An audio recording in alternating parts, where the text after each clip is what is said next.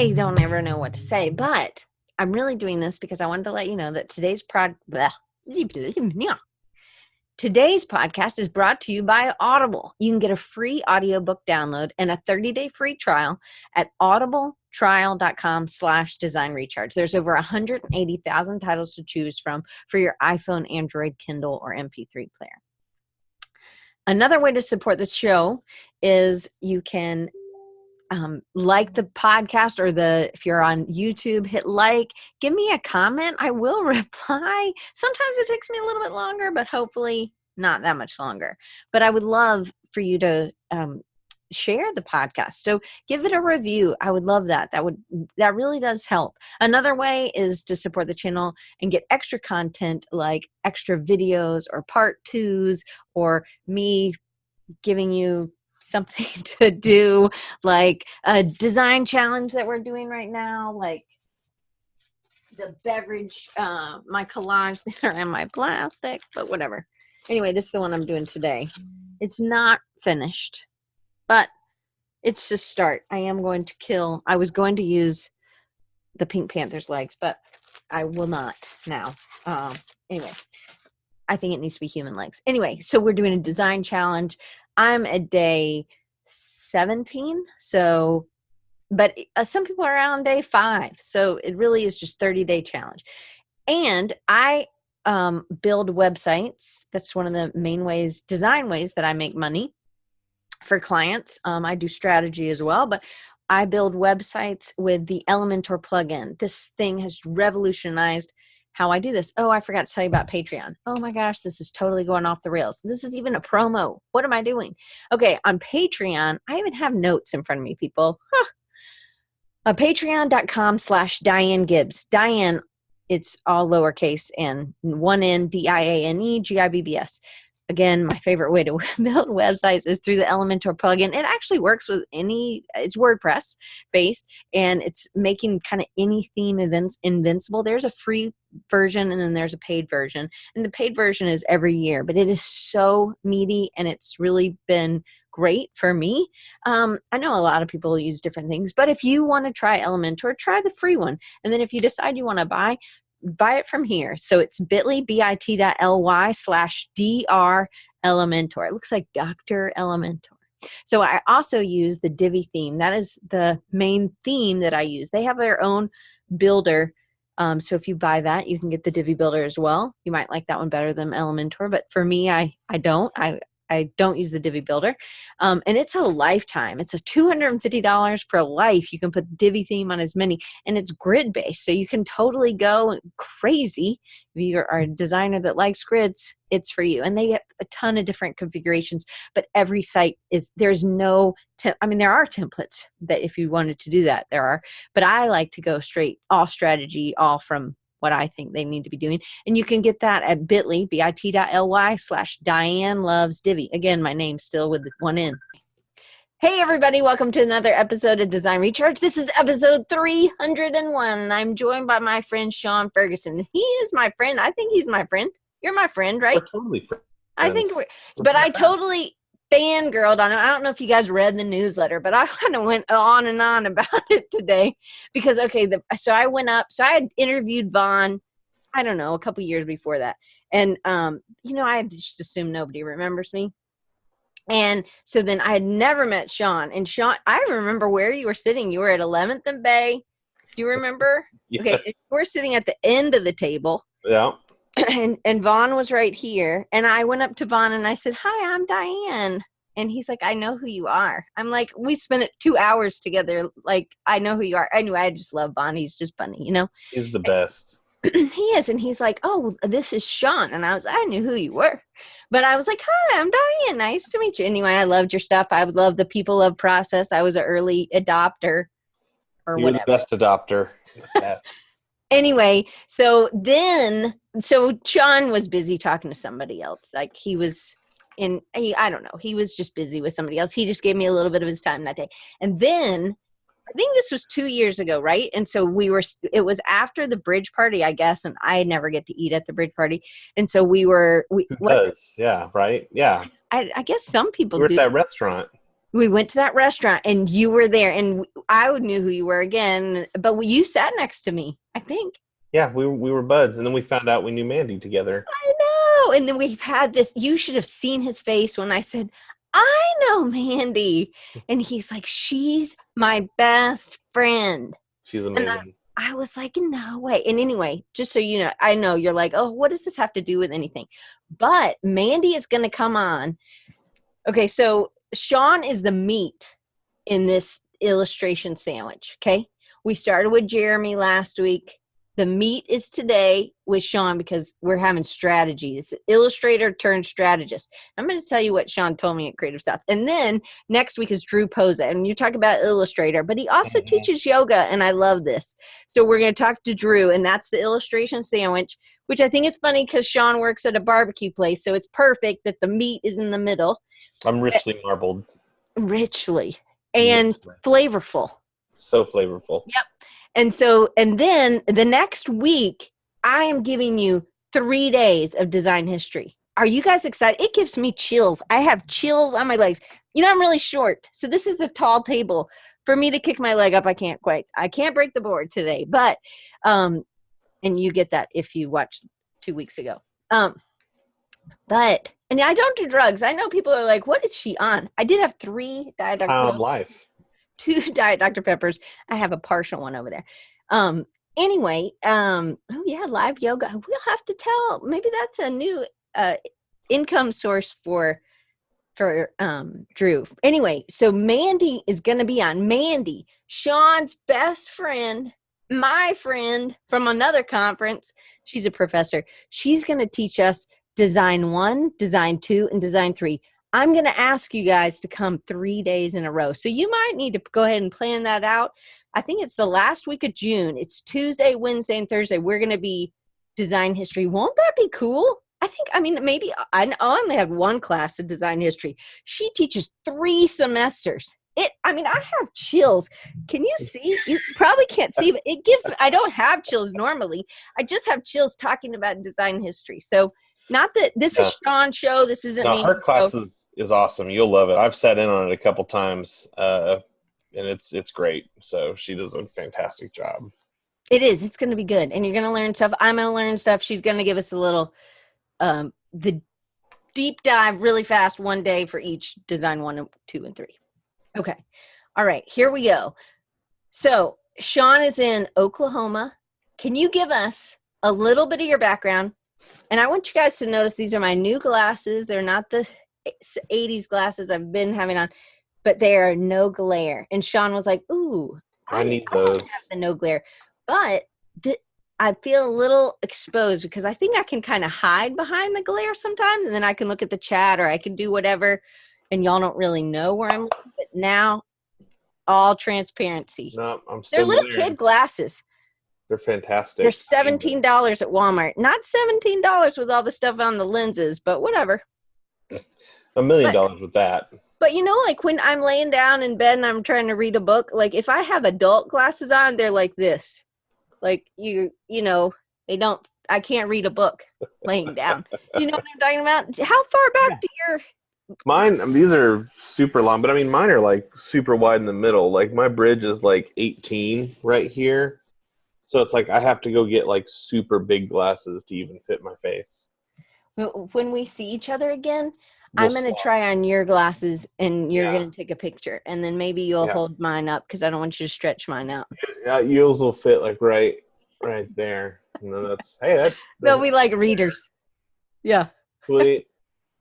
This is why I love Sean. He just makes you feel just normal. And he's really, really good, people. Okay.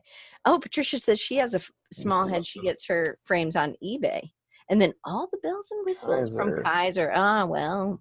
Kaiser. Is that online? Oh, Kaiser's like, it's a healthcare program, and they have it in Colorado too. But it's like, you know, some people hate being on that program. But whatever. But Naomi says Kaiser's the best. Maybe it's better in Portland. Okay. All right. So we're going to start with your background. Could you give us your background? So what did you study? Where did you go to school? Gotcha. Always live in Oklahoma. The full shebang. the too long don't read version of the shebang. Um, I have lived in Oklahoma most of the time. So I went to college in Oklahoma to a place called University of Central Oklahoma, where my friend Mandy teaches. And I got a BFA in graphic design with an emphasis in illustration. And I was super sure I was going to be an illustrator right out of college. So And you had a lot of confidence, and he talks about oh, this. a I mean, swagger, so much swagger. and I your was teacher convinced. said what? What to you? He said, "Do you have a backup plan, and do you know like what you're going to do in between jobs?" And you're like, there won't be I was any, like, "No, because buddy. I'm going to do this. I'm amazing." And yeah, a lot of bartending, a lot of hustle, a lot of odd jobs, which is good. He did me a solid by preparing me for what was to come when I got out to the East Coast. So I lived in DC for a little while, and then I moved back to Oklahoma. And what I told Diane was a series of increasingly random left turns in my career, and through some more left turns, I started to move further and further away from illustration. It was still something I did regularly, but I had a kind of a come to Jesus talk with myself in 2009, realizing that my definition of illustration had sort of been framed by the illustrators I admired rather than the illustrators I had been exposed to or the working illustrators that I knew, which was zero. And so I thought, you had to be a good painter, or a digital painter, or an airbrush artist. Like we learned a lot of old school stuff. I thought you had to be really good at rendering and realistic drawing and this, that, and the other to kind of be a professional illustrator. And I know a couple of those who are incredible, but that's not me. So I split, and I decided I was going to focus all in on vector illustration as a tool set to use and to learn and to know. And right around that time, I think Vaughn put out like a PDF. Did you know him? I did not know him yet. We were unknown to each other. I didn't meet Friends online? No, not even then. I didn't meet Vaughn online until 2011, 2012. We're talking about Von Glitchka. Oh yeah, Just Vaughn in case. Glitzka. Anyway, he's in Portland, right? He's like around there, around that area, and so he had illustrationclass.com, and Vaughn was kind of one of the more generous illustrators who put tons of content online for everyone for free. But two, he was kind of had an oddball graphic style that I didn't see a lot of other people doing, and I didn't realize that could be illustration, so to speak. I thought you had to be like a Tim Jessel or a gig poster artist or a children's book illustrator. Like you had to be like awesome at a very particular style. And so just focused all in on that. And from there, each job I took, I just learned a new skill set that led to the next job. And so it's, went from that to web design, from that to advertising, to animation, to photography, to broadcast, to virtual reality, to barbecue, which is the weirdest turn of all. So, and strategy, though, right? Yeah, So that's what you've learned in all of that. a big part of it. Yeah, it helped. It helped as I kind of moved through those different jobs to start thinking down the road and why things mattered, and less about the concept. A lot of graphic designers will understand and even may talk about, and they even teach it at UCO. Your design needs to have a concept behind it. But what I learned was the why. The why of what I was doing meant more than the why what I was visually doing. And so when you start thinking in terms of those solutions down the line, why are you placing this media here? Why are you spending this money? Why is this an illustration versus an animated piece versus a video? How much money do I have to work with determines a lot of the whys sometimes in my budgets. And I think that that helped loosen me up, and I got to work under some great creative directors and strategists who really understood how to take a very small budget or a very medium-sized budget of like, $1 or $2 million and really make it work in the community and really make it effective and seep in. And I enjoyed the puzzle part of that. But at the same time, in Oklahoma, and I'm sure in other markets too, you can't just be a creative director or just be a strategist. You have to still be making things at a certain level if you're going to work for an agency or a studio. So even though I was getting more into strategy as I went, and really only now am I getting to a point where strategy is probably the majority of my job, I was still having to make content for digital platforms because social media had just blown up. I was still shooting constantly because I couldn't. At first, I was terrible at communicating with my photographers, and then I had to like learn to do it. And then I was doing it because we didn't have enough photographers, and so I was still having to make things too. So illustration just ended up being one of those things that I could dust off and use with a little bit of ease comparatively, because I was, logos, which I've got some examples I can show, but it became more of a thing that I used often to help me kind of win or seal the deal or put a little special sauce, little seasoning on there to wrap it up in the foil and let it kind of marinate before I served it. And it's become something that I don't feel attached to in my psyche anymore. It's not my identity, which was a huge load off my shoulders. I felt like because I had never gone full time and been successful at it, and by successful I mean like consistently paid bills, and like had a comfortable lifestyle. I was like, oh, I'm not an illustrator. But being able to kind of let that go and realize that it's part of what I do, not who I am, has been truly, truly huge. So that's kind of the metaphysical me in a nutshell. So one of the things I love is that when I saw him at Creative South, which was we did not get to eat together this year, which I'm bummed because we had a great dinner that night. I kept inviting you. You didn't? And you were gone. Oh, you were gone constantly. I'm busy. I don't get to eat much there. I'm like the only person that loses weight when I go to Columbus, but whatever.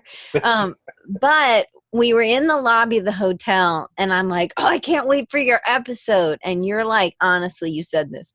I hope it's okay. I'm sharing. Yeah, it's fine. But you said, oh, Diane, I don't know if you want to have me on. And I'm thinking, what? Did you get arrested? It wouldn't matter to me if you got arrested. I did. But that wasn't it. And he's like, I'm not doing a lot of illustration. And I think that is, to me, I was like, oh my gosh, that's why I want you even more. Because I think what Design Recharge is about busting out our preconceived notions of what an illustrator is, or what a freelancer, which we busted that last week.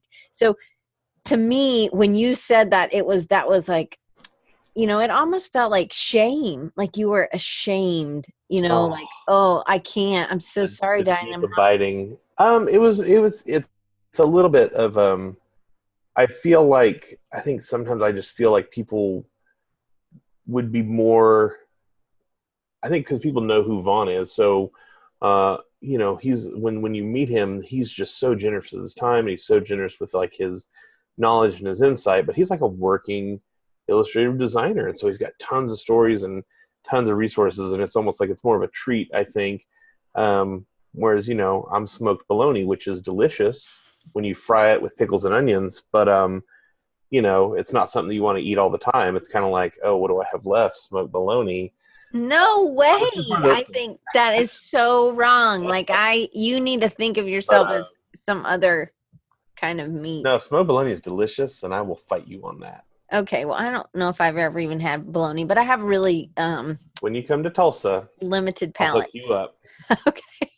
So, but that you really were honest. I thought that meant a lot to me, that you were like, I don't know if it's a good fit. And I was like, even more, I was like, no. One, I knew we needed to talk. But two, I was like, something, you were doing something else and you seem happy. So it wasn't like, it was like, I don't know if you want to have me. And you're like, you're looking down on me. Because I don't know if you want to have, yeah. you know, You're and tiny. so I was like, no, like, yes, you're an amazing illustrator, but I also think that you are just joyful. To me, you are a joy to be around. You are funny, you're witty, but you're also smart and you really care about your clients. And that's the thing. When we talked last week, you were just like bringing it with the strategy and bringing it with all the things that you Oh no! are doing. What? It's setting expectations. Okay, but look, here's what he Let's do does. it. So you said to me, you were like, I do about 80% strategy and about 15% something else and 15% illustration, 5% something else. I don't remember what the 5% was, but you're taking photos and these are beautiful photos. If you guys have seen, I posted these, some of them in my stories, trying to use stories more. And I posted one, it was like a beautiful not a hamburger, a barbecue with pickles. I mean, it looked amazing. I've It got looked some like hamburger a pictures. a food photographer. But this is what I love, that you said, hey, I'm going to really learn vector. And you dove in and you go like Olympic athlete dive. And I think you've done the same thing in photography. And I think you've done the same thing for your clients with strategy. I don't think you kind of half-ass it. Ass is an okay word for my mom. So Okay, I will add that unless it's Josh's last name, in which Ash is appropriate. So sorry. Well, yeah. Let's. Yeah. I mean, it's. okay. So one of the last things I want you to say is, it was you when you left, I guess, before you went to DC. I don't know the story. You felt like you were really big fish, small, right? You Yeah. said, Yeah. you Yeah. gave Yeah. the analogy of like a puddle. Totally. Yeah. So basically, it's why I'm blushing so much, because a lot of people I meet now, who are very sweet and wonderful people like you, who think that I'm a sweet and wonderful person, and that's awesome. So thank you. But when I graduated college, I thought I was um, hot blank in a champagne glass, and And you're not kidding. Like, that's what you I'm thought. not. It's No, kind of like I Scotty really Russell. thought. He thought the same thing. I thought I was the bomb. I thought I was probably the best in the class. I thought I was definitely going to go out there and just crush it. And I thought that nobody really had a lot to bring to the table, and it was totally in my attitude. It was I was definitely the cock of the walk, and it was an educational, humbling experience to go out to the East Coast and discover that one, like I didn't know nearly as much as I thought I did, and two, there was a million more people just like me who had the exact same skill set I did, and the same limits I had. And then there was other people who were better than me that had fewer limits, and then there was people that could fake it. And then clip art existed, and Shutterstock was a thing. How So long did it take for you to eat that humble pie? Like, how uh, many days or weeks? about 4 years. Realistically, I mean, we can all talk about changing overnight, but realistically, I, when you first get out there, you have that shock of I'm not amazing, into I want to be amazing. Hmm. But you have to accept that. You have to accept that everyone's got something to teach you, and you start working on that. And then you start working in a studio. My first job wasn't in a studio. I was the only creative, so it was tougher for me to kind of figure that out. And So, I was not the best employee. I so was. that's where Paige is the only creative at her company. So what are some of the other things that made it harder to be in that? Lonely only. Yeah, that's what I call them, lonely onlys. Yeah. Like Yeah. Jason Frost told him he's a lonely only. Amy Yeah. used to be a lonely only. I'm not sure if Amy's still a lonely only or not, It's tough. but what did it teach you about you? Like, It taught me. I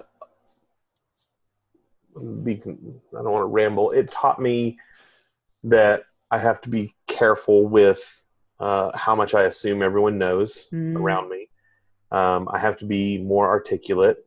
I can't just say, well, that won't work, or I can't do that, or I have to have a reason. I have to be able to break things down and be more patient with people Like when diplomatic?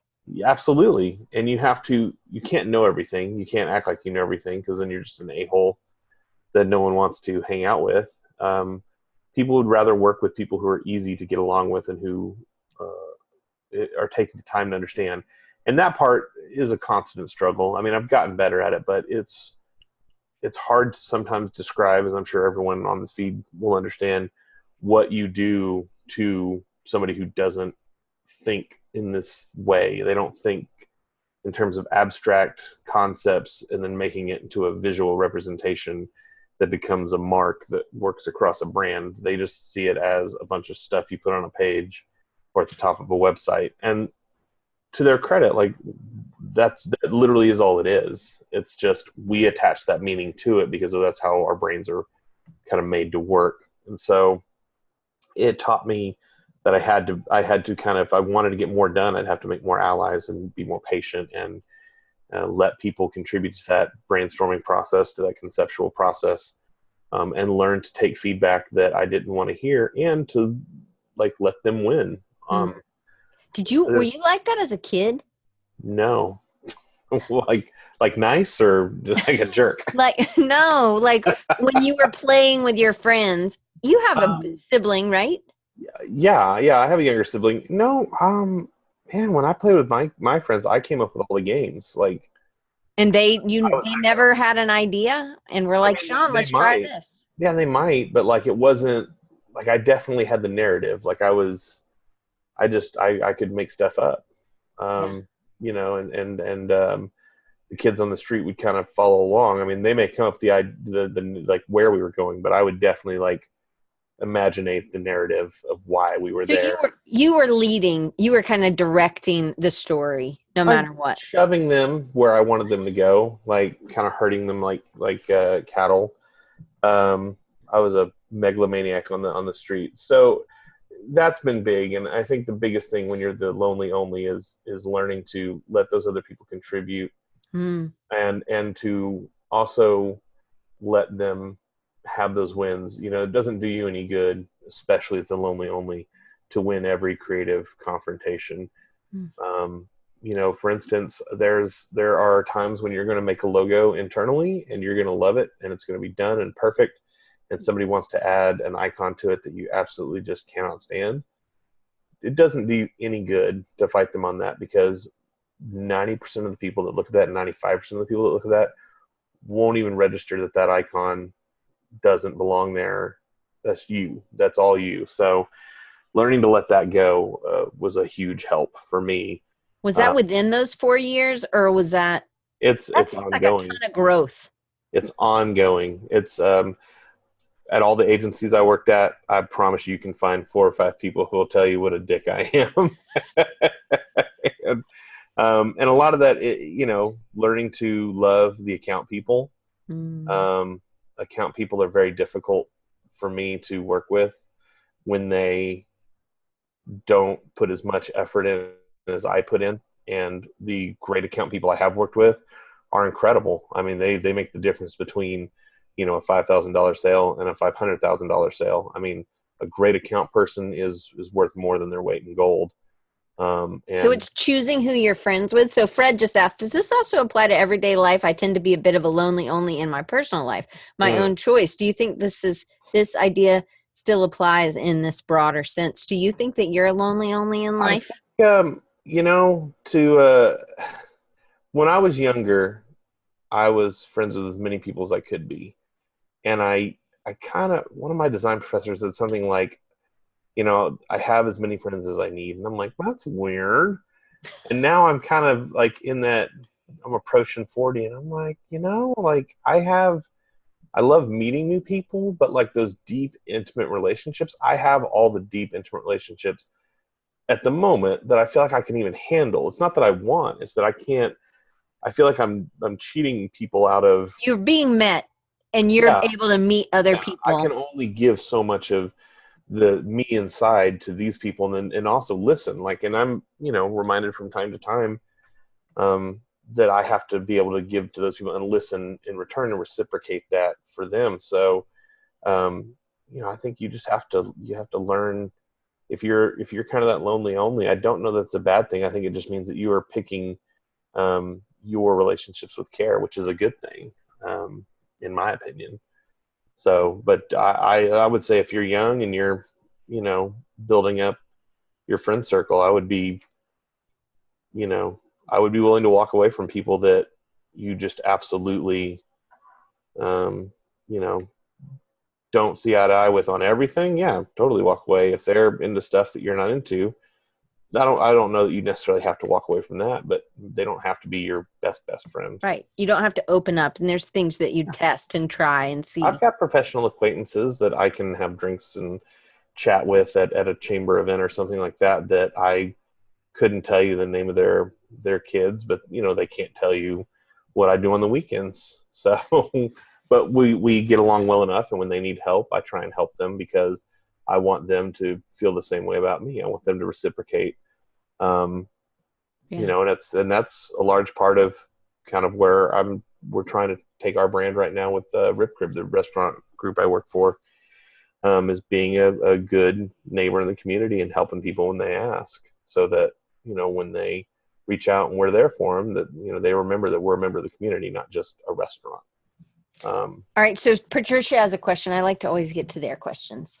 So she says, "What single thing have you learned as a strategist to sell design to non-designers?" So Patricia, just so you know, Patricia works at a university. Mhm. She's in a design house. I get, internal. So she's doing a whole bunch of different. A She has a lot. whole, but yeah. I Got a mean, lot going on. she has a lot going on, a lot of different kind of, Hmm. um, customers in a way. Yeah, So, those projects range far and wide. and then she says, "I work at a university and many people think design is just fun and beautiful. And we use creative brief finally, and that helps." But what other kind of questions, or what have you learned when you are working with these non-designer people? Uh, I find it helps a tremendous amount to focus on the goal of what they want this to do. Where is this going? What is it going to do if it works?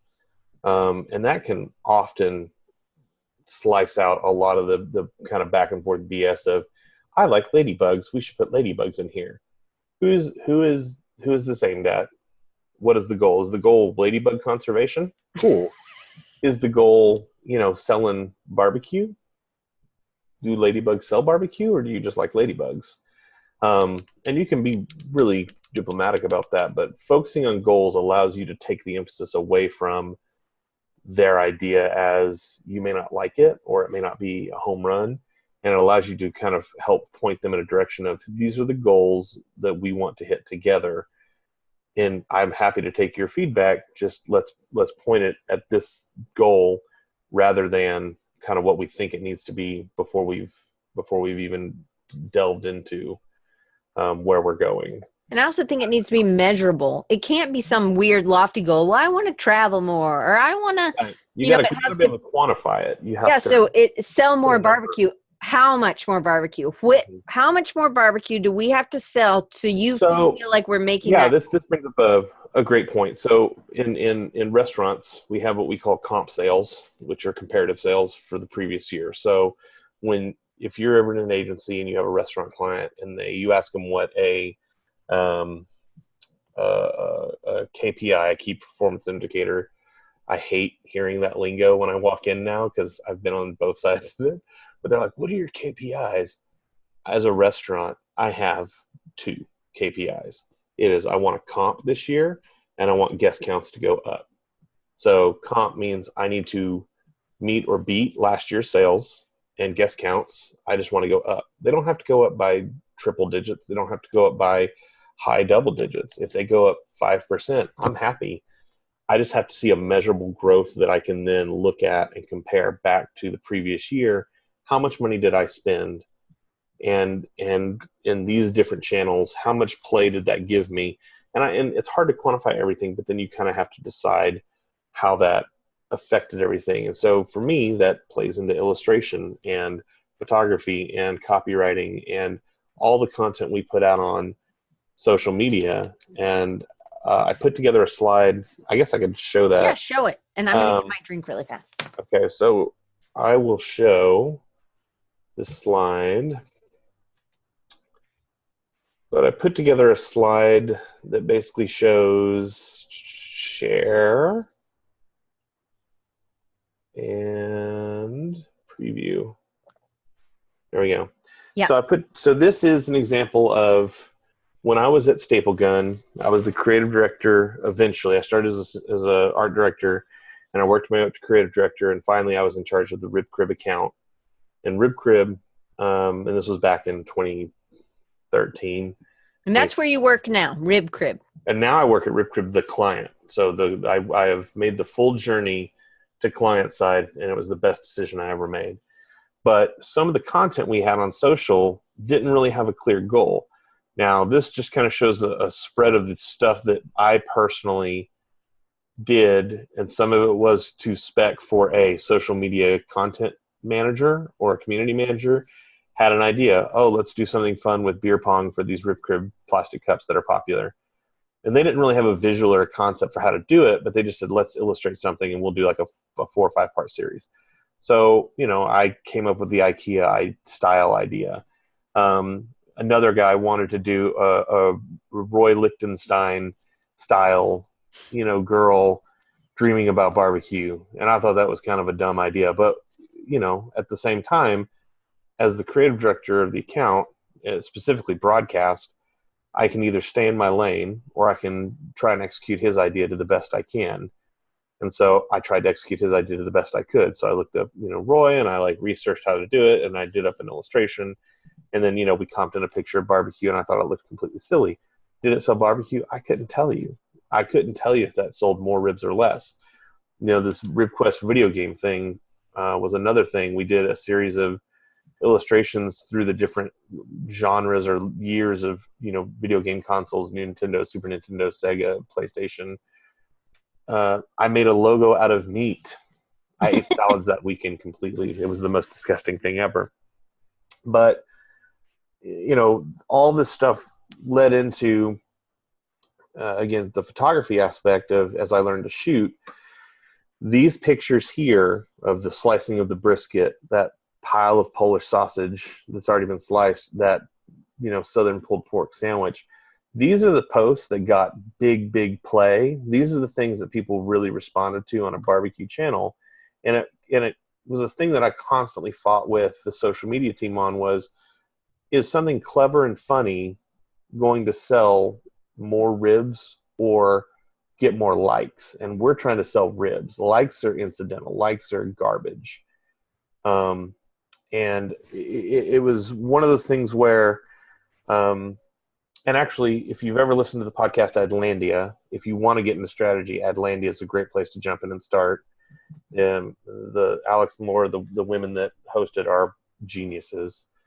And one of the things that Laura said, I believe, was it's easy to buy impressions, or it's harder to make one. And so that is 100% true. And so what I learned and what I brought in was, this is where this slide you're looking at, I had no control over, the complete and total message. I had very little control. I could push, I could fight, I could make my case, and I would win a lot of my arguments because I'm a big guy and I get excited and I'm imposing sometimes. And I think people, feel like, oh no, I got to get on board. But I just felt very passionately that my favorite client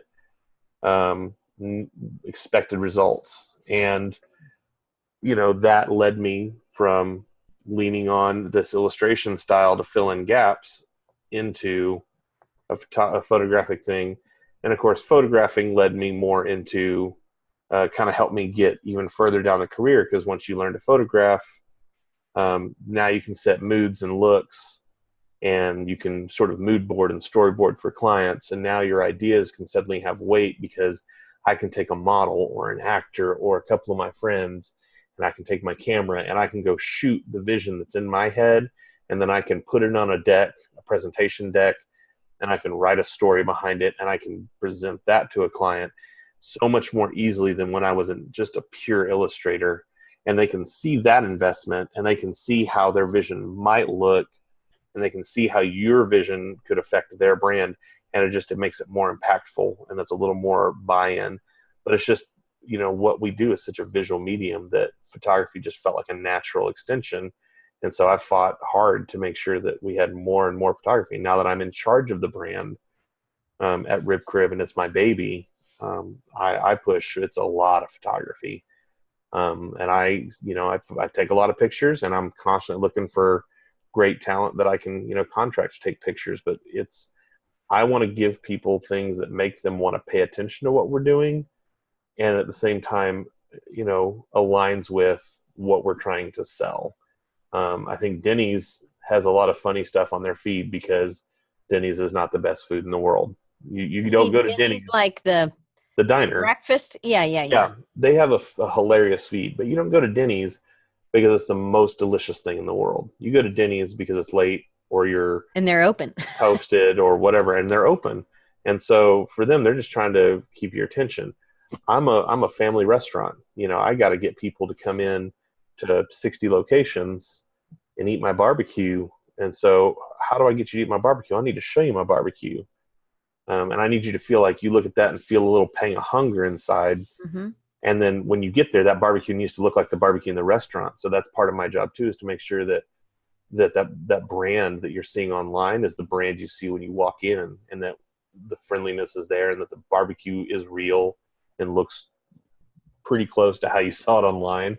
Because I can't retouch the heck out of it, because then it looks fake. So I have to work with the executive chef to make sure that this is about as if like I went to the best store we had and they plated it, this is what it can look like, then okay. But if it's not realistic, then if it's not reasonable to assess that, then we don't do it that way. So what I love is that as a kid, you had the imagination, you had the visual in your head. Now your friends couldn't necessarily have that.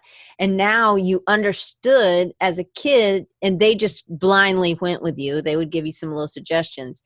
And it's the same thing now, but now you're painting that picture for these people with all the tools. Because that was one of the things you told me. You were like, oh, well, illustration is just one of the tools in my tool belt. And I love that. I think, and to some people who that is their only tool, that it becomes, Vaughn is an illustrator, and he uses illustration for a lot of his things. And Dave Clayton's here, just so you know. Yay, Dave. I know. Dave is also one of the best people in the world. I just want to say that. He is. I'm confirmed available for 2020. Oh my gosh, Dave Clayton. I can't wait. He's coming. We're going to pitch something, me and him, hopefully. Okay. Good. So, but I love now that you want, this is where your heart is. So I love you.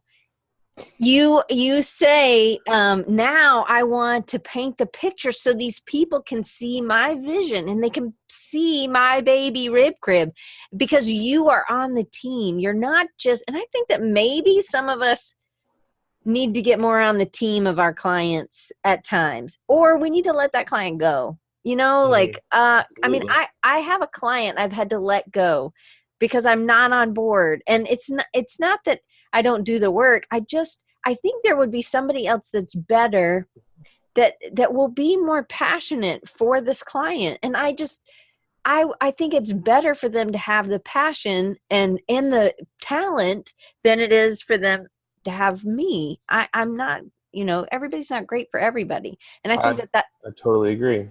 And I think that's why we need more of us than just one person, right? I would also say that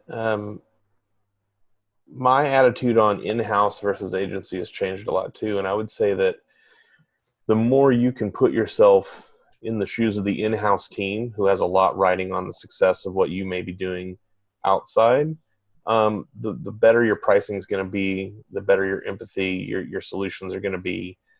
When you are trying to think about what's going to make the best portfolio piece for you, you're doing a disservice to not only your business, but the client. And if all you care about is your portfolio, And again, I understand the portfolio gets us work, but I've done a lot of work that isn't in my portfolio that got me to the next step, that got me to where I'm at now. And if you were to look at my portfolio, which actually I have a slide of that too, just as an example, it's really eclectic. I don't have a style per se that I feel like is just me exclusively. I am constantly trying to, I hope, find what is the best solution for the client. And sometimes I'm the client, which is great. But sometimes, when I'm freelancing, and I know Jeremy hates that word, But you are freelancing. but in a I'm way. freelancing because I have a full-time job. When I'm freelancing, I'm searching for what does that fit for them, and it may not look like anything else I've done so far. And if it doesn't look like anything I've done so far, as long as it solves their problem, I feel like I've done it right. I've done it for them. Do you go back? I mean, I know you do now because you're probably best friends with the CMO or something, right? Or somebody who's in this sales, and they're like, that didn't do anything, Sean. Let's do absolutely. I mean, every day we're postmortem every day. We've done, I mean, the beautiful part of where I'm at is that me and the operations guys are so tight that we talk back and forth constantly. Hey, I want to try this limited time offer, and I want to put this out in stores. Do you guys think this is feasible? You guys got history with the brand. Do you think people love this product, or am I just like smoking the ganj? And they may push back and think, it's not really a popular product. Or, for instance, here's a great one: baked potatoes. When I do baked potatoes as a limited time offer, this is such a dumb nerdy thing. People in Oklahoma go absolutely ape for baked potatoes. It's carbs, butter, ranch, smoked meat, and cheese. They go just crazy for it. But what I don't think about as the marketing guy and the brand guy is that is a realistic, huge hurdle for my operators out in the field, because we have smokers, but we don't have like these huge, convection ovens. So they have to figure out how to juggle and make enough to keep up with demand, sometimes hundreds and hundreds of potatoes a day, depending on that sale. And it's hard for them. So me being able to understand that point of view, helps me a ton. But then when they see the results, the next week, when we look back at the numbers and they see that huge spike and they see how popular it was, we add that to the book for things we know will work if a store's having problems, or if we want to introduce people to this, or we want to like refresh the store and then get people to come in and look at it, rather than just screaming, hey, we refreshed it. It's, hey, come in, this one day for a $6 cheeseburger or whatever, and you entice them in with something that gives them something they want at a great deal. And then as long as you do a great job and everyone's friendly and the food's good and the restrooms are super clean, then they'll come back. You don't have to convince them. You don't have to trick them, which is part of why I feel so great about being out of advertising. So it takes some of the trickery out. So I want to get to question 2. Do it. Okay, because we have like 10 minutes left. We'll have to do a part 2. Okay. Let's do it. Okay. Sean, you told me about your attitude when you left school and that you didn't really know what was involved with being a full-time illustrator. When did it get hard? Like, so within those 4 years, you learned a lot, you grew a lot as a person, but when did it get hard that you had to take on bartending, or you had to take on a job at an agency and you weren't just illustrating? Really that first 2 or 3 years out of school. Okay. And then there was a small stint where I was able to kind of do the thing. But it was tough. And I will say that, during that time I had a couple of solid clients that really like helped me out. I had to do some agency work that I didn't really want to do. Right around that time though, the thing that made it easy was, this was around 2010, 2011, Astute Graphics, just out of nowhere. Yeah, I know they're Dave Clayton, and they're here live, people. It's gonna happen. Hey, Dave, put the link in the chat, please, sir. Please put that in the chat. So Nick from Astute Graphics reached out to me because I had tweeted something that I had done with their then new Vector Scribe plugin, and it started a relationship that I really enjoy and cherish to this day. But there was a period when Astute, had me on retainer making stuff, and that was the kind of work I wish I could have done more of, because they'd give me a problem, they'd ask me to come up with some kind of a visual creative solution, and then they just let me run wild. And I loved that. And because of the Astute work, I was able to pay off my student loans. Because of Astute, I was able to get a little bit ahead. And because of Astute and their generosity, like, I've met so many incredible artists. It was really my first step up into the big league, and it all happened right after I kind of figured out I was never going to be a full-time illustrator. So it was like this kind of trajectory of but Astute has been a huge part of I feel like my personal success, but also just the fact that they mirror all the things, and they have great people, and they're very generous, and they seek out really talented people that, can be ambassadors for them, and they kind of they walk the walk, they listen to people. And he says your stuff is all over their office. It is. Oh, they are truly incredible, and I love them, and I love what they do, and they make it so much easier. If you guys haven't used it and you use Illustrator a lot, it's incredibly freeing. All the things that were frustrating or took a lot of time in Illustrator, it would be like, I'll go to lunch and maybe this will be done. It's like, it just takes, they take it all. Yeah. They take it all and just, they make it easier. They make it efficient. And so as I kind of discovered that, I guess to bring the point home, as I discovered that illustration was not going to be a full-time option for me, that it did not have the skill necessary to do what Tim Jessel could do, who's one of my heroes, or, Frank Frazetta or NC Wyeth or any of these other guys. I couldn't do that. As I kind of settled into NC Wyeth? Yeah. Man, I love him. Right. And I can't do that. And I couldn't find teachers that could teach me how to do that. But as YouTube kind of grew, as Vaughn's book came out, as Astute built plugins, I was able to, definitely with the power of YouTube and just being a lonely only as a freelancer, which is not a bad thing. If you don't have any projects, then you can learn how to do a bunch of stuff. But it's about drive, because it's about drive. You have the drive. They made it easy. They made it easy for me, and so it was a letdown. It was a letdown, but it was a nice, easy letdown, because it just made me a better, more desirable employee or creative for other people to utilize and have. And I mean, now when I go to a job, I'm just like, hey, you're going to all have to buy these plugins if you want to keep up with me, kind of a thing. But, once they see the power of it. But again, that couldn't have happened if, I wasn't open to taking a left turn and not doing the full-time thing, because I just had to stop chasing it so much. I had to stop trying to be something I didn't think I could be, and just focus on what I knew I could do, which was I could pick vector. I could learn vector because I had a very graphic, basic style, and very eclectic, but I couldn't be a painter, and I'm so glad that I made that choice.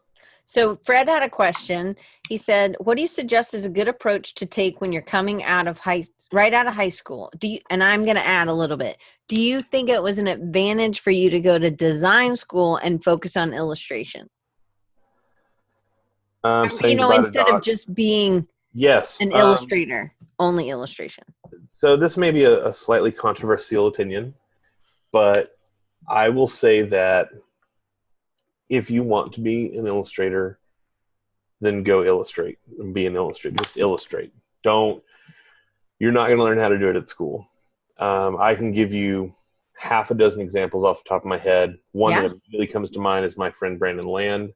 He went to the same school I did. He was a few years behind me. His style didn't even evolve or develop rather until after school, because there's a mentality, and not the entire collegiate world. I'm not trying to paint. No, I agree. There's a mentality that if you don't have this house style of commercial illustrator, and it doesn't fit a preconceived mold in the instructor's head. And not every college, but just when it's like that, that you can't be successful. And Brandon has done so much stuff for Airbnb. He works for Dropbox. He works for Facebook. He does all sorts of stuff. That thick body, thick legs, tiny heads. Like, he helped pioneer that style that's now all over Dribbble. And he discovered that on his own with zero input from school because he was already out. Like, that was him just playing. And if you're going to be an illustrator, especially with the variety and the eclectic nature, just do it. Just start doing it. Just buy Von Glitchka's book, buy some Astute plugins, get a license for Creative Cloud, and work. I mean, and the Logo Font and Lettering Bible by Leslie Cabarga, and work. What would you tell Fred to buy if he was just gonna? He already has the Creative Cloud. He has a Mac. Good. So what would you tell him to buy on Astute Graphics? What would I would get. All right, if it was me, Inkscribe is the pen tool replacement. I can't live without it. It's absolutely the best. I would say, if you're not going to get that, VectorScribe, but even then, VectorScribe has a bunch of amazing features that Inkscribe overlaps with in places, but they don't have all the same. So that one. Subscribe, which is incredible. God, they're also useful. I mean, well, that's a good start. That's a good start for some. They have some good bundles, and they do sales pretty frequently. So I would just keep your eyes peeled if you're right out of high school and you don't have a ton of money. Wait for it. When you see a sale pop up, and just follow them on social. They're really good about Dave says, and I probably won't be putting this out until after this, so do not share. Oh, yeah. Wait to buy until June 17th. Yeah, so wait then. Get everything that you can. It's going to be a big sale. I was just trying to be oblique about it, but Dave's being good. Buy that stuff. Get the Elite package. And Alan wants to know can we get a link to the logo lettering book? Can you tell me who it is again? And I'll it is an old book called the Logo Font and Lettering Bible, I think. Von Glitchka and I talk about this all the time. Cabarga, by Leslie Cabarga. It might be the Logo Font and Lettering Guide or Logo Font and Lettering Bible. It is an older. I don't have it here with me. It's okay. I can find it on Amazon and I'll put it. It is very 90s. I'm just going to throw that out here. It is super 90s. But the principles inside for building your vectors, placing your points in a very precise manner, some of the kind of typographic techniques, all that stuff is still applicable. I didn't learn what a compound path was in college. Really? I didn't learn what a compound path was until I read that book, and then I had a conversation with Von Glitchka, and he put the two to two together for me.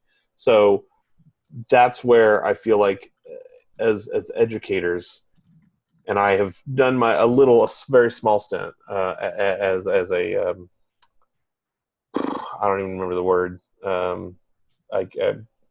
teacher at a college, but not adjunct. Adjunct, thank you. As an adjunct, I think we sometimes tend to pick up Adobe Classroom in a book, and that doesn't help anyone. This is if you push this will happen book. That's not a theory book. Logo Font and Lettering Bible and Vector Basic Training, those two books, one's by Von Glitchka, one's by Leslie Cabarga. That's all you need to learn the basics and the theory behind how vector illustration works. And if you can do that, you can do anything in the design field. I'm not a great typographer, but I can do really great illustrated type because I understand how to build stuff. Okay, so this is a specific for Fred, and I know how I answer this, but I'd love to hear what you have to say. You did go to university, so Yes. What would you say if your parents at this point in your life don't support you not going to uni? This is my last question. We don't care, Fred. You can ask. So to me, there was so much. He's a sophomore in high school, and he's already consuming things that professionals are consuming. Oh, they want you to go to college, and you're like, yeah, it's not really for me. Don't go. Don't waste the money. I mean, if your parents are going to pay you to go to school, as in they're going to pay for your education, then go take your basics. And if they're going to gift you that education, then take them up on it and study what you want to study. But if you've got to pay for it and you don't want to go, don't go. I spent $30,000 on a degree that I paid off finally. And I knew students that went and spent twice what I did on the same degree. Mm-hmm. If you don't want it, don't go get it. You can learn just as much on the job. Am I grateful that I got a chance to do it? Sure. I love taking design history. I loved art history. I enjoyed taking illustration classes. I enjoyed learning that stuff, but I didn't need right 30K. I got a huge deal, but I didn't need that degree. No one's ever asked me for my diploma. No one's ever asked me to produce it. I've interviewed dozens at this point, and dozens of designers who wanted to work at either the agency I was the CD at or for my company. And I've never asked for a degree. I could care less. If you can do good work and you're smart and you're nice, I would rather hire you than somebody who has a degree and a bunch of Addy awards. But when I ask you, why is this in your portfolio? You can't tell me. But here's one of the things I think that is really important about university. And I'm just going to say this. I know I'm a university professor. One, I think you meet a lot of people. And these people, when they come to class, they're not interviewing with me. They're interviewing with all these other people that are possibly going to have jobs for them at some point. So if you already are lonely only, this forces you into a community. And also, if you don't take criticism really well, it's a good place to learn how to take other people's opinions and move forward. I feel like, we get a lot of those books that say, oh, I didn't just throw out my degree. I didn't learn anything. But I actually think that there's a lot of stuff we learn. Maybe an art school's better, but Ringling is very expensive. Yeah. Definitely can't do $30,000 maybe in 1 year. And but again, I think you learn a 2-year degree. Exactly. You have a 2-year degree. I think if you're going to go to college and you want to go. If you don't want to go and you want to learn the skills, you can learn the skills almost anywhere else. You made a great point. You are interviewing and you are learning how to interact with other people. You're going to get forced to do group projects, which will suck. You'll hate it. It's the worst thing in the world. And the professors that do it to you hate you. That's why they make you do it. But you're learning how to deal with other people's, deficiencies. You're learning how to deal with slackers. You're learning how to step up and get a project across the finish line. You're learning how to compromise. You're learning how to, group think. So there are social skills you're going to learn at a university, absolutely. But is it necessary to become a designer? I will never say it is. It's not. No, it's not. But you do learn a lot, and you can go for 2 years, not get a degree, and get your basics and move on. I mean, there's a million ways to get to where you're at. I started as a designer, and I eat barbecue for a living now. And Dave says learning business is just as important, and I agree. Absolutely. Even as a professor, like Fred is 16 and he's already this driven. He probably doesn't need to, but he's going to be practicing and doing. And it's just like Jeremy last week, he didn't go to college, but he was in it and he was pushing himself and he was always learning, and he didn't let not having a degree hold him back. Jeremy's son, we were having this conversation in Clear South. He was asking, should he go to university or not? And it's like, I mean, Jeremy, his dad could teach him more than, a lot of programs out there that he needs to. But business classes, that's huge. I agree 100%. If you're going to get into business, and that's part of my job now is reading a lot more about business and learning a lot about how to sell and learning how to structure and learning where value really lies. Because the people I work with now, not necessarily in my company, but brands I partner with, they have interests, and I have to make sure my interests and their interests align. How does this be profitable for them, and how does this be profitable for me? And I love that you use partner with, not work for, but you partner with. And I say I'm on your team. I mean, there will be my one client where I go drop my dog off on Wednesdays. But she's my friend. But I mean, we started out as clients, but she's been my client since Katrina, which was 2008. Right? 2005. Sorry. It's a hot minute. Yeah. So it's a long time, but this is somebody who's grown. Her business has grown, and I've seen the peaks, and she really values design. And she didn't know anything necessarily about design before, but it's about long-term relationships. And that's the other thing. It's like, for me, who of your friends So like Sean, who of your friends is the oldest friend that you have that you still do stuff with? Chris Williams. Okay. And how long have you known? Friends since we were like 6 or 7. Oh, wow. So he was a design mentor at one point. We were business partners at one point.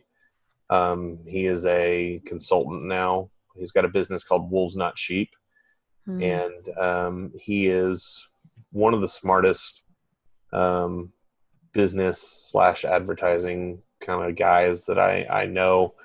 Um, I mean, I would say he's every bit as smart as some of these guys I listen to, like Chris Doe or Blair Enns or David Baker. I mean, these guys are good at what they do, and he's good at what he does, and he's finally kind of struck out on his own after letting other people kind of reap the benefits for so long. So, we're constantly doing stuff together, even if it's not paid or even if it's just a side hustle. Um, But I think it's also who you surround yourself with and that you've had some long relationships with. And I think that, to be honest, that's been one of my superpowers in being a designer, because I knew how to be part of a team. I also, as a designer, I didn't have to be out front. I preferred not to do that. My friend Claire and I were talking about, oh, I don't know if I want to do a podcast. Not me, her. Want to do a podcast because if I'm interviewing people, because I don't like to be out front. I'm like, oh, if you're interviewing people, you don't have to be out front. You're asking them all the questions, right? Unless you're crying and doing whatever, showing even breaking the board video and you're on your own. But I think that there's something to be said, and I would start really, if I were Fred, I would start really trying to figure out who's going to be that long-term relationship that's going, and this for everybody, like Jason Frost home, Taylor, who is your longest relationship, and is this somebody who's grown in imagination? Is this somebody who's just a support friend? Is this somebody who's really been both? I can think of my friend Amy is probably my oldest friend that does business stuff with me and life with me. mm-hmm. And I think, and I mean, she's, I met her in 8th grade.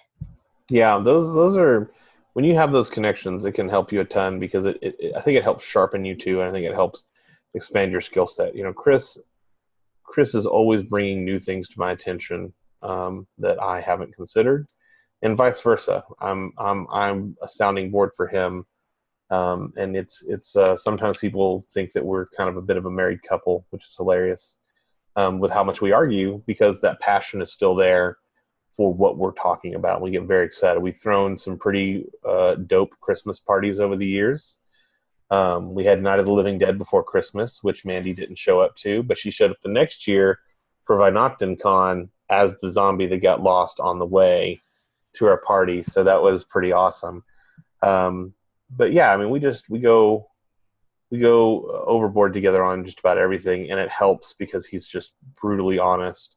Hmm. And anything he says to me, I know it's in love. So when he says, something's not working, I know he means he wants to help. But he wants what's best for you. Absolutely. He's going to be your biggest cheerleader when you're succeeding and your biggest cheerleader when you're failing. Yeah, and he will kick me in the face. He will.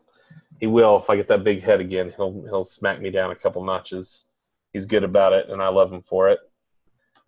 All right. Well, Sean, so it's way over. So thank you. But I'm going to share how people. No. Oh my gosh. All right. So people can follow you, and they can see some amazing. You take photos like I want to take photos. Okay.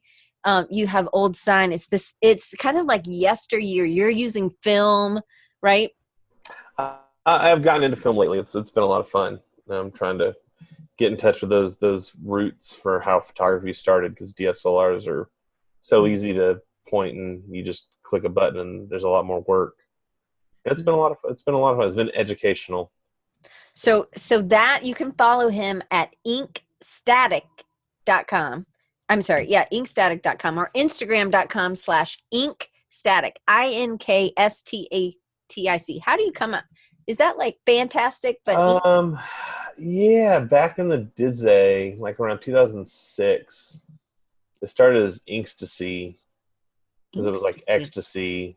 Oh, it was just fun. And I was trying to think of like something super clever, and because you're in college, you're like, I gotta be clever and conceptual.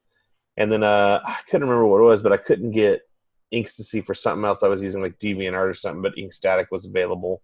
So I did the wrong stupid I URL. snaggled it up, and that was it. And so now that I've had it for so long, I feel weird not using it because I'm so attached to like Mhm. in the web, like all my redirects and crawls and stuff are there. But do I have time to show a quick slide? Yeah, yeah, show. The last thing I'll do, Is that a and cool birthmark on your hand? right there. Yeah. Yeah. Do you know my mom didn't know that I had that until like 6 years ago? I was like, for reals? That's my birthmark. I have a birthmark. My mom left me in the closet a I lot. was like 32 before she figured out that I You had were it. just dirty. And I was like, yeah, Mom, I washed my hands. It's cool. So I just wanted to show, and this is kind of where I'm going to show some art, but this is to me the eclecticness of when I say I don't have a set style. But I just wanted to run through some of this and kind of talk about if you're an illustrator and you're in a position where you're not sure if illustration is who you are or if it's just a tool. This is the tool for me. And these are examples of how I lean on that tool Hmm. all the time. I'm not ever going to be a commercial illustrator or a fine artist. I'm never going to be a painter. I can do it for fun, and it is fun, but I'll never be Norman Rockwell. But when I have to make brands, or when I have to make logos, or when I have to make little doodles, I lean heavy on illustration or illustrated type. And I feel like that is a skill that if you can work on perfecting / mastering, just learning more about Adobe Illustrator, you're going to be able to find work all the time. And whether it's super simple, like my logo in the bottom left, ink static, or, on the far right, the People Love Process logo that Vaughn and I developed. I love that one. Or, fun story, the one above that, which is a Shepherd Ferry logo from 1999 that my very first boss out of college wanted me to retouch, and I did a terrible job, and I always felt bad about it. And then in 2017, he called me back up and asked me if I'd be willing to revisit it, and so I leapt to that to try and redeem myself, but trying to honor what Shepherd had did for him originally and just clean it up because this is before Shepherd came out with Obey and the Obama poster for Hope and kind of became a household name. So, Eric loved that logo, and how could I apply that illustration type skill set to enhancing what had been done? So the helmet stayed the same, the record stayed the same. I tried to honor the shapes that Shepherd used, and again, trying to Shepherd's work for Eric. But You that's where know, design history or wanting to exactly. make sure that you were again maintaining brand for your client instead of Absolutely. having to put your mark on something. And so this is not a logo that would show up in my portfolio because Right. I didn't design it. I didn't start it from scratch. It's not my concept, but I was able to use illustration to help a small business owner get to a thing that he wanted. Mm. And then I think that some of these other logos were just for fun. That little dragon with a basket was for my friend who had a YouTube channel for a Skyrim video series he was doing for a video game, and he wanted a logo, and it took me all of an hour and a half on my iPad, and it was just fun. But illustrated type, mascot illustrations, like these are the things that I enjoy doing, that I go to the well on when Hmm. it's my option. And I just wanted to say to, if you're on the fence, or if you don't think you're an illustrator, if you don't think that you are a great illustrator, this all encompasses illustration. The skill set is there. It's how you see things. It's not necessarily how you draw things. Hmm. And a lot of that applies over to photography as well. It's how you see things. It's how you frame things. When you're storyboarding, how you storyboard, where you put things, how much negative space you give it. That's all design and illustration skills coming together. So And lighting. yeah, all of that. all of that matters, the mood. So I just wanted to share that as kind of an intro to when I say eclectic. To me, it really is. It's kind of all over the board. It's not one or the other. So it's, if you don't have a style, it's okay. Use the tools, use the skill set, get you some plugins. You don't need the plugins, but they make life easy. They make it a lot easier. So much easier. But yeah, so that's me. I hope you found this useful. Absolutely. I just want to make sure we're giving Dave a little plug there again. AstuteGraphics.com and ASTUI.tech. So that's another one. So ASTUTE graphics with an S.com, and maybe try to buy it after June 17th. Maybe. Yeah, they're right on there. Just set your calendar. You're going to want that sale. You'll never buy. If you think of it this way, you will use it every time you do a project. You'll use it, and if you think about that investment, it will end up being pennies on every project. It'll pay itself off so fast. Oh, that's what Amy said. Worth every penny. Okay, so look, I took a ton of notes, but we got 2 questions. Woo! All right, so we definitely. I'm going to say we got. What advice would you give your younger self for sure? Oh, but we've kind of done that with. I would just say you're not as smart as you think you are. Yeah, absolutely. But I gotta ask. Don't eat after 8 p.m. Gives you bad dreams? No, you just get fat. I had that young man metabolism, and now I have an old man metabolism. You just don't eat after 8 p.m. You good. Okay, I have to ask you this because this is, I think, one of the questions that it feels like if I was an illustrator, I'd be like, wait, but I don't want to give this up, So yeah. I want to ask number 7, which was, do you feel fulfilled in your job now? Why? Absolutely. Okay. Yes. I struggled a lot with, I hate to say depression, but like kind of a lot of negative inner feelings when I was trying to be an illustrator all the time, because sometimes it is a square peg in a round hole. Mm-hmm. And now where I'm at, I'm working with an incredible team of people who are super passionate. We all have the same goal, which is to continue to grow Rib Crib as a brand, and the other brands under our stewardship as well. But Rib Crib is the first right now, and we've got a second. But to continue to grow those brands, to increase comp sales, to get guests in, and to continue to provide an incredible experience for people. So having such a clear, defined goal, and then being able to choose how we attack that goal is the most fulfilling job I have ever had. And again, right now, I don't do a lot of illustration for Rib Crib, because unless the agency we're working with or the creatives I'm working with can do it at what I feel is an acceptable level that I could do, or better than I could do, I don't have time for that. So we're focusing on the things that we know we can execute well, and we're trying not to get tied up in the minutia, because again, the social media content, a lot of it's going to blink and it's gone. And